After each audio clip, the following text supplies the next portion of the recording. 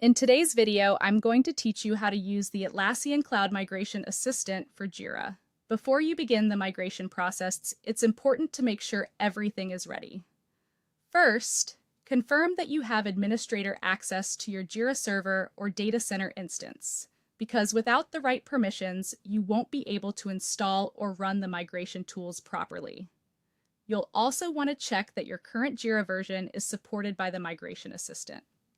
At the same time, verify that your Atlassian cloud site has already been set up and is ready to receive the migrated data. Taking a few minutes to confirm these prerequisites can save you a lot of trouble later.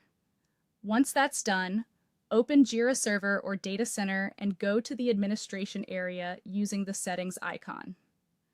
From there, select Find New Apps, then search for the Atlassian Cloud Migration Assistant. When you find it, click Install and wait for the installation to complete.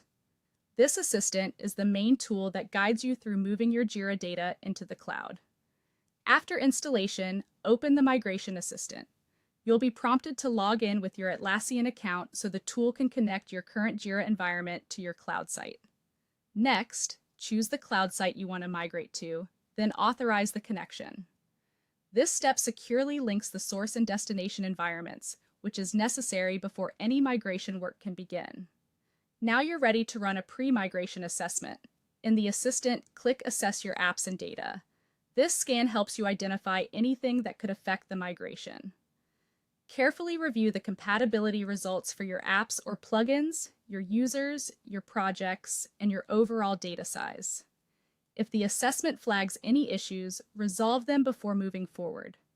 This is one of the most important parts of the process because it helps prevent migration failures and missing data. Next, select exactly what you want to migrate. You can choose Jira projects, issues and attachments, users and groups, as well as workflows and configurations. It's usually best to migrate only the data you actually need, which can make the process cleaner and easier to validate afterward. After that, map your users and groups. Match your server users to their cloud accounts, then review group permissions carefully. The goal here is to make sure people will have the correct access once they start working in the cloud environment. Before doing anything final, start with a test migration. Run the test, then check the migrated data in Jira Cloud.